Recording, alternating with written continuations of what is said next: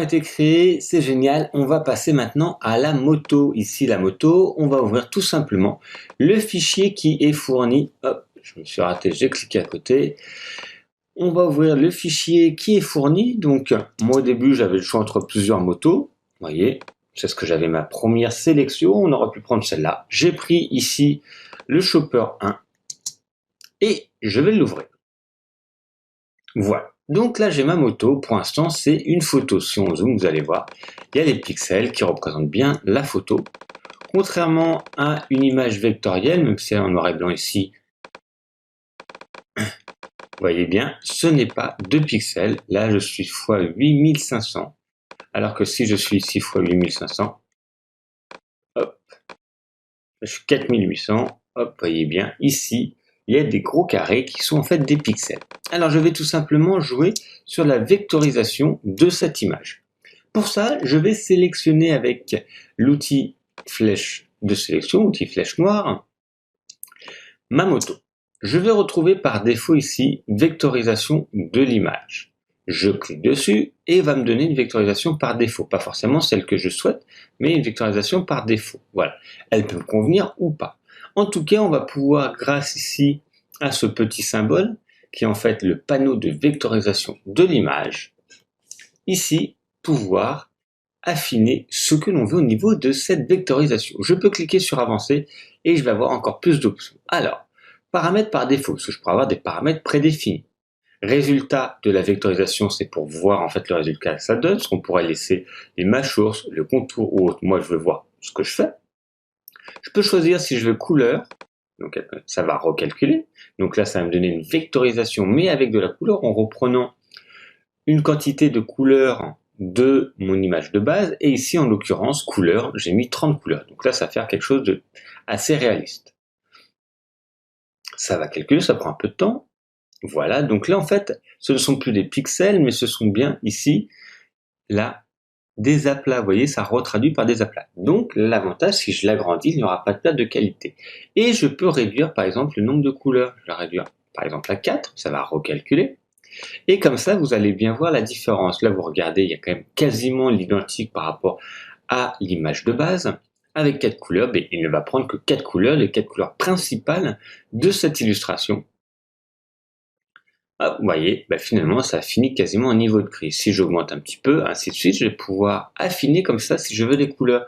Parce que suivant ce que l'on veut, parfois si on fait un t-shirt en sérigraphie, d'avoir un peu moins de couleurs, 4-5 couleurs c'est mieux, parce qu'en fait ça va coûter moins cher. Si c'est en numérique, peu importe, ça peut être même une photo directement. Moi, vous voyez, hop, avec 11 couleurs, ça a un peu changé. Si je veux maintenant, donc palette réduite, je peux choisir d'autres options. La palette automatique précise bibliothèque de documents. Mais on va rester, nous, plutôt sur un choix ici. Et moi, pour l'exemple, je vais prendre du noir et blanc. Ça me recalcule en noir et blanc. Là, ce n'est plus en couleur, mais c'est en seuil. Donc, le seuil 255, là, ça va faire tout noir. Si j'avais 1, ça fait tout, quasiment tout blanc, vous voyez. En fait, suivant le seuil, ça va avoir un degré de précision plus ou moins important. Donc là, pareil, ça va être à vous de juger ce qui vous semble intéressant. Voilà, qui est une limite entre des détails, mais pas trop, parce que ça reste pour un t-shirt. On peut avoir le tracé, donc au niveau de la fidélité. Vous voyez, donc là, ça change un petit peu. Là, c'est très léger, hein. Après, on verra suivant ce que c'est. Vous voyez, là, ça simplifie un petit peu. Donc moi, je vais laisser autour des 50%. L'angle, le bruit, vous allez voir, pareil, c'est, vous voyez, là, ça a un peu nettoyé, on va dire, alors que là, il y a un peu plus. Donc, suivant notre style que l'on veut, est-ce qu'on simplifie ou pas? Moi, je vais plutôt simplifier. On peut choisir de créer le fond, donc c'est le cas ici, de créer des contours. Et un truc intéressant, ça va être de ignorer le blanc, parce que là, en fait, si on laisse tel quel, mon image était sur un fond blanc, donc là, il y aurait un aplat blanc, du blanc à l'intérieur, etc. Donc il y a plusieurs méthodes. Soit on n'est pas obligé et on retire dans un second temps le blanc qui est autour, soit on pourra ignorer le blanc. Donc là, on va pas trop le voir parce que c'est blanc sur blanc. On va le faire ici. Si on décale un petit peu, vous allez voir, hop, je vais décaler tout ça. Je vais voir si je peux. Ah, voilà, hop. Vous voyez, je vais rezoomer. J'ai ignoré le blanc et si je décoche, il y a le blanc. Voilà. Donc par la suite, on pourra retirer le contour du blanc si on veut. Voilà. Ou directement ignorer le blanc. Comme ceci. Voilà. Quand ça nous convient, il suffit de cliquer sur décomposer. Et à ce moment-là, on verra des tracés comme si on avait nous-mêmes fait tout ça à la main. Décomposer. Et voilà. Mon image est vectorisée.